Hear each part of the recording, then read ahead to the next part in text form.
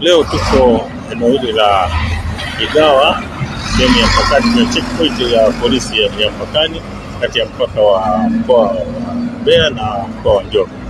Lengo kubwa la kukaa hapa ni kuhakikisha kwamba tunafanya ukaguzi wa magari yote yanayopita katika eneo hili, yanayoingia na yanayotoka katika mkoa wetu wa Mbeya. Nia kubwa ya kufanya hivi ni kuhakikisha kwamba leo siku hii ya sikukuu, wapo baadhi ya madereva ambao wanaweza wakakengeuka alafu wakatuletea ajali zisizokuwa za lazima kutokana tu na uzembe wao. Ndio maana tukasema sisi tutakuwa tunahama kila barabara kuhakikisha kwamba mkoa wetu unakuwa salama. Tuko na RTO, lakini tuko na watumishi wengine wa idara nyingine kama vile LATRA ambao nao wanasaidia kuangalia wale ambao wanasafirisha abiria kwenye magari bila kulipa wanalipa nauli lakini hawatoi kwa sababu ni takwa la kisheria. Wao nao wanaelekeza na wanawapa elimu, kwa hiyo na wenyewe wataongea kwa nafasi yao, lakini sisi wanatusaidia sana pale ambapo tunakuta makosa kama hayo na wao wakiwepo hapo. Kwa hiyo kwa sababu tunafanya kazi kwa pamoja, tunashukuru sana kwa leo siku hii ya sikukuu. Tunajua kwamba wapo watu wanatumia mwanya huu kutaka kuvunja sheria za usalama barabarani. Lakini pia tunakagua magari, inawezekana wasafirishe vitu ambavyo ni haramu katika maeneo yetu. Ndio maana tunabidi sasa tuweke askari wa aina zote kwenye checkpoint ili watusaidie. Lakini kikubwa tunajaribu kuangalia magari haya mabasi wasijaze abiria zaidi, kwa sababu eneo hili kama mnavyojua miundombinu ya barabara kwetu bado haijawa vizuri zaidi, bado iko kwenye matengenezo.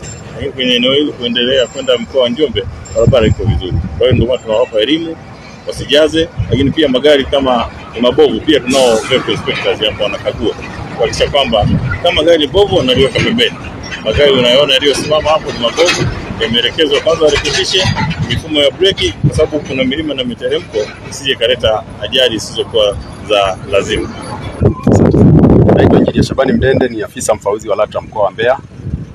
Leo tunafanya zoezi la pamoja na wenzetu jeshi la polisi. Tuko na kamanda wa polisi mkoa wa Mbeya pamoja na RTO na timu yake na maafisa wa LATRA pia. Kimsingi tumeamua kufanya ukaguzi wa pamoja ili kubaini makosa mbalimbali ya usalama barabarani, lakini pia kwa wasafirishaji ambao wanakiuka masharti ya leseni za usafirishaji. Sisi kama LATRA tunatoa leseni za usafirishaji ambazo zinakuwa na masharti mbalimbali. Moja ya maeneo ambayo tunaangazia ni zoezi zima ni hali ya kutokuzidisha abiria. Tunakagua kama magari yanazidisha abiria, hasa kipindi cha sikukuu. Tunajua kuna wasafirishaji ambao huwa wanazidisha abiria, jambo ambalo linahatarisha maisha ya abiria. Lakini tunakagua utoaji wa tiketi za mtandao na tiketi za kawaida kwa magari ambayo yana masafa mafupi. Tunakagua utendaji kazi wa mifumo ya ufuatiliaji mwenendo wa magari kwa maana ya VTS.